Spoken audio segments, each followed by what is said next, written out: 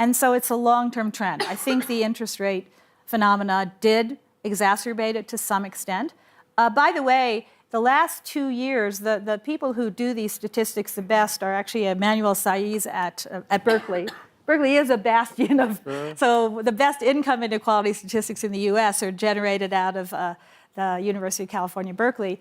In 2015 and 2016, actually we had strong per capita income growth relative to, it was really 2 of the strongest years since the Great Recession, excuse me. But family incomes didn't recover at the average level to 1999. So basically, this is a problem which has been brewing for a long time, and I do feel that technology and the erosion of middle-class opportunities is the long-term challenge. We're nearly at the end of our hour, and I want to ask all of the panelists who've been fabulous to sort of sum up at the end here, perhaps a reason for hope, and if you want to mention a reason for concern, I'd welcome that too, but to just sort of try to synthesize some of what we've heard. This is obviously a hot pot. The country is now a hot pot or a cauldron of unhappiness, and whatever feelings of alienation you might have noted before the election, they're more now, which is kind of just the double whammy. Lots of it is fear, I think. Lots of it is a feeling of being unrepresented, unheard. That was deeper than a lot of people who thought they were hearing everything would have imagined. Someone had mentioned the deep alienation from business, media, government, political elites. That's not small, and the fixes on those, from my perspective, are very difficult. But I'd be grateful to hear anything any of you want to do in a brief summation as we begin to close. I guess for me, the worry is, how do we as Americans help people embrace ambiguity? Far too often we come looking for simple answers to complex questions. Where are the places? What are the mechanisms? What are the challenges to help people find that the greatest learning comes from ambiguity, that the nuance, the subtlety, the complexity helps you better understand where you are and where you want to be? Where I'm hopeful is, as a historian, America has changed dramatically. There is no doubt that this is a country that, though built on limiting people's aspirations and hopes, that people have helped America or forced America to live up to its stated ideals. And I have great confidence in Millennial and others who will continue to say, this is not the America we think America should be. So I'm very hopeful in that regard. So quick answer, do you want me to go next? Yes. Quick answer. I mean, one way to deal with ambiguity is, there's all this talk in Davos. Quick answer, then my sense of hope. There's all this talk about artificial intelligence and machines. If you hit a pause button on a machine, it stops. When we pause, we start. That's when we start to navigate ambiguity. When we pause, we can reflect. We can reconsider our assumptions.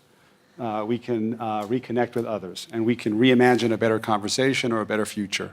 Emerson said that in the pause, I hear the call. So I actually think we just need to pause more and create this pause, because it's a deeply human capacity. In terms of hope, I would be remiss if I didn't talk about the obligation and imperative of moral leadership, especially at a time where people are starved for navigation and you need trust and moral authority to navigate people.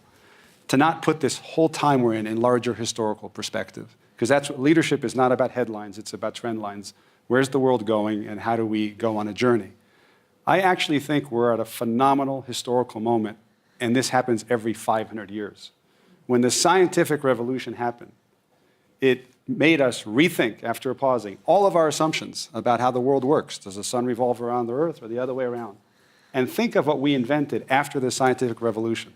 We invented capitalism. We invented ideas like Thomas Paine's man's bills of rights. We organized society, labor forces.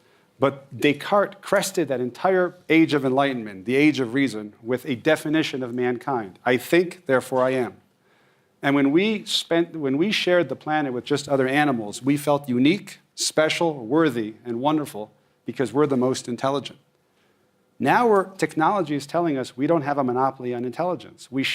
I think, therefore I am no longer applies just to us. The technological revolution is in fact making us answer the most important question we've had to answer. What does it mean to be human in the age of intelligent machines? What does it mean for a community? What does it mean for a country, a company, to put a human heart at its center? And I'm hopeful that the United States is going to actually tackle that question. Because if we organize the future based on the one thing that machines don't have and human beings have, which is a heart, which is morality, as we realize we're going from the industrial economy where we hired hands, to the knowledge economy where we hired heads, to the more human economy where we hired hearts. And we really started to create an economy where the ability to care and have empathy and connect and build deep relationships and behave in an elevated way becomes the source of economic and life value creation. I think the United States can lead the way if moral leaders really understand where we are in history. I bet on America.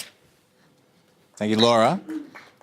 So I'm not sure that I know what to say after that. I'm not sure that in the U.S., if you look at the U.S. historical tradition, I do agree that we come together around big challenges. I think otherwise we basically we believe very much that it's the private sector. We believe very much that the government shouldn't have a big role.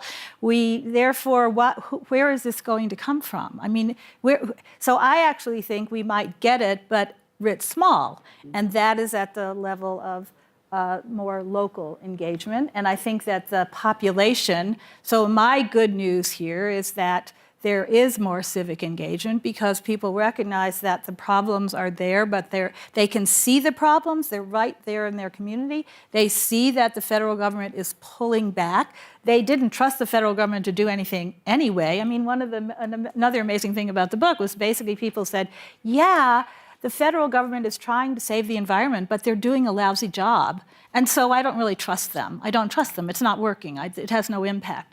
So I would say this value-driven leadership, I would not put it at the broad level. I would say, again, it's going to be around, do we have a grand cause we might come around? And then I could see moral leadership at lots of different levels. Or does it come about because people see there isn't any leadership to solve the kinds of problems they need to solve in their community, and so they do civic action. So, President Obama started out as a community leader. That's what he was. And by the way, on this race issue, I think it's really important to point out that on the eve of the election, he was at a very high level of popularity. He was personally popular. This was not an anti-President Obama vote. And therefore, I think we have to be careful to interpret it because it was there's a very long period of declining trust in the federal government. Very long period. We were at a low, okay? He was actually at a personal high. The two candidates were not. The two candidates were very weak candidates in terms of popular appeal. So I just want to throw that in. I think my optimism is civic engagement, local solutions, and of course, although I talked about technology destroying jobs, technology has the wonderful ability, starting with change.org, to actually come up with solutions. And so you can mobilize the technology for social innovation. There's, students at all these campuses now, what they want to be is social entrepreneurs. They want to be social innovators. They want to find a way with a small amount of money, not a big goal to be the next Apple of the world, a small amount of money, solve a social problem using technology. That's what they want to do. That's great. Very quickly, Gemma, and we're going to finish with... Yeah, I think this is about agency. I think people want a feeling of their own agency. Not just nominally, but they want to see that it works. And that is partly by, as you say, giving them simple, effective tools to take action and to change things that they care about. And I think, one of the things that makes me hopeful is that the research does suggest that when people do experience things that are other than them, it transforms their view of difference. And so if we can find ways in which people come together around common causes and common interests, people will evolve. I'm a fundamental believer in the fact that the vast majority of people are good. And I think that there will be, if used in the right way, a wellspring actually of people recognizing that there's a danger here in that claiming my own agency at this moment, I deny that of someone else. And this cannot be a zero-sum game. It has to be about finding the narratives and the opportunity that give me agency alongside you agency, alongside you agency. And that's our challenge. That's what we must do. Last word, Hamza. Just, I think, as a believer, I'm always supposed to see light at the end of the tunnel. I'm just a little worried in the next few days it might actually turn out to be an oncoming train certainly for Muslims. But I would say it's going to test the institutions in our country like they've never been tested. I'm hoping that they're as strong as they have been maybe in the past, not always doing the best things. But it's going to be a time of immense courage, and courage is the most fundamental of the moral virtues. It's what all the other ones are seated upon. And the daughters of courage are very interesting. So righteous indignation is one of the daughters of courage, to be righteously indignant. And I think that history always remembers the courageous. It does not remember the cowards. Thaddeus Stevens during the Civil War is one of the great Americans, and he's remembered not only for his stance against the banks, but most importantly for his position on the African-American question. And the same is true for somebody. I think if you appeal to the highest nature of people, people surprise you. Henry Sweet was a black man in Detroit who was accused of murdering, there's a white mob that was going to attack his family.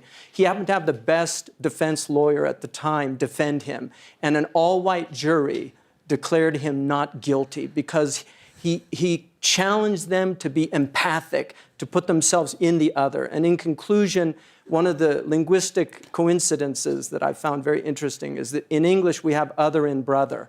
It's important to see the other in brother. In Arabic, you have akhar is the word for other, and akh is the word for brother. So in Arabic, you see the brother in other, and in English, you see the other in brother. And I think we need to do both. Brotherhood, agency, civic engagement, more leadership. Please join me in thanking Hamza Youssef Hansen, Gemma Morganson, Laura Tyson, Dov Seidman, and Lonnie Bunch. And thank you for coming this evening. Good job.